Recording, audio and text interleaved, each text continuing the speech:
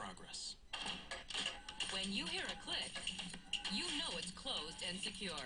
That's why Hefty Food Bags click close. Be sure it's secure with Hefty Food Bags. Just one click and you know it's closed. Hefty. For me, your favorite toy?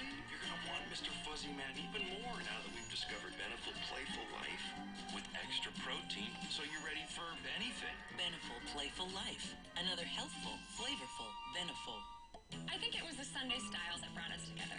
I think it was the weekend review. Getting the Times delivered for me, well, that's really the best part of the weekend. That's why I love The Weekender. It's a Friday, Saturday, Sunday subscription that puts you in the center of the conversation. The depth and breadth of reporting, the insight.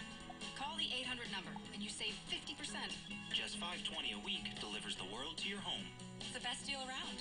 How many sections are you fluent in? I'm fluent in 3 sections, actually. Business, travel, the book review. Sunday styles.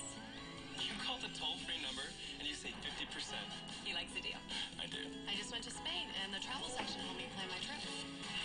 So you call the 800 number and you save 50%. 50% off home delivery? Fantastic. The best journalists in the world work for the Times, and there's no debating how. So call now. Get the conversation going. Get The Weekender for as low as $5.20 a week. Call 1-800-727-7464 and be part of a great conversation. I'll trade you the magazine for the book review. Deal. Jack Cafferty's here with the Cafferty Call. Jack. It's been a bad week for the Republicans. Very bad.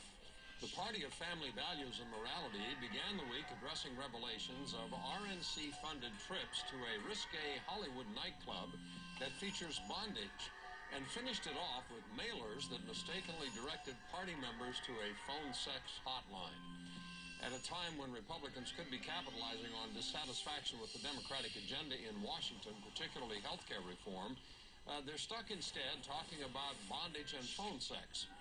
The RNC says Chairman Michael Steele is ordering substantive changes, that's a quote, to their accounting procedures. This comes after reports the RNC reimbursed a Republican donor almost $2,000 for a single night out on the town in L.A. The evening included a trip to a nightclub where topless dancers mimic sex and bondage acts.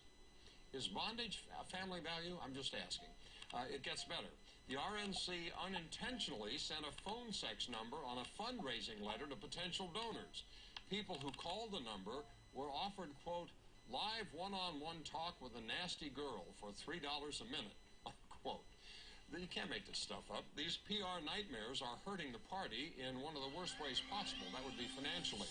The GOP needs to raise a lot of bucks for the upcoming midterm elections. But one top social conservative leader, the president of the Family Research Council, is calling on members to stop giving money to the National Republican Party. He says these incidents show the party is completely tone deaf to the values and concerns of its members. So here's the question. How do trips to risque nightclubs and mailers with sex phone hotline numbers help the Republican Party? Go to CNN.com/Cafferty file. Post comment on my blog. Tough to do this one with a straight face. There must be a niche group out there that they might be responsive to that kind of appeal. What do you think? I don't know. Is bondage a family value? No. No, of course not. The type of bondage you're talking about. Thank you. No, it's a good distinction. Yeah, no, thank you. Let's get back to the new tension, serious tension right now between the Afghan President Hamid Karzai and the White House. Only days after President Obama's surprise visit to Kabul on Sunday, the United States wants Karzai to explain his new claim that foreigners are to blame for election fraud in his country. Our senior political analyst, David Bergen, is joining us.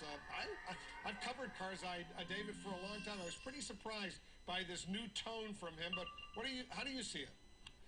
Well, the administration is smoking on this one, Wolf. You know, they put an awful lot of effort into this, but these extra 30,000 troops are on the way. And we're having great success militarily. In the last few months, our troops have reversed the momentum in the war on the ground. But everything now depends upon that not only continued momentum, but the Karzai government coming in and filling in behind and winning hearts and minds of the people. And for him to blast the U.S. after we put in all this, and the West, if we put all this treasure and blood in, is really angering people in the administration. It's going to anger the American people. This guy is pulling on the tail of the wrong tiger. he's going to get swallowed by this if he's not careful. The view in the administration, Wolf, is he's mercurial. They're not sure they can totally trust him. They'd like to see him succeed, but if he's not going to work with them, they're going to work around him, and they'll make this thing work, because we're not going to put up with a guy who's not only ungrateful but mercurial and maybe corrupt and skirts with corruption. And by the way, has recently been making forays into Iran and China. Iran's been playing a double game with us on Afghanistan, and China is no friend of the NATO mission there. And he just arrived back in Kabul only a few hours after returning from Tehran as the President of the United States was getting ready to land in Kabul. I know U.S. officials aren't very happy with him cozying up to Ahmadinejad in Tehran, but, you know, he didn't specifically blame the U.S. He blamed foreigners, he blamed Westerners, although the implication is certainly the major foreign presence in Afghanistan is the United States. So the implication is he's blaming the United States. But listen to Dr. Abdullah, who ran against him, the former Afghan foreign minister. Listen to what he said. He thinks by giving that message, he has taken a populist stand, anti-foreigner. The people of Afghanistan there might be widespread illiteracy, poverty, and many, many other illnesses. At the same time, to underestimate their awareness is a fatal mistake. Yeah, he makes the point that a lot of Afghans, they really want a strong, close alliance with the United States. They're not very happy about this.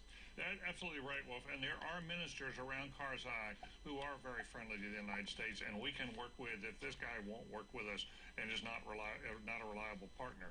And you'll remember that General Eikenberry, who's now the ambassador, warned some time ago before we sent the troops in that the only question he had, and one of the reasons he raised a lot of questions about the surge, was that Karzai and many of the people who are his allies are not reliable partners for the United States. I can guarantee you that Eikenberry, who went to see him before Karzai called Hillary Clinton, Eikenberry went to see him. I can guarantee you read the riot act to him.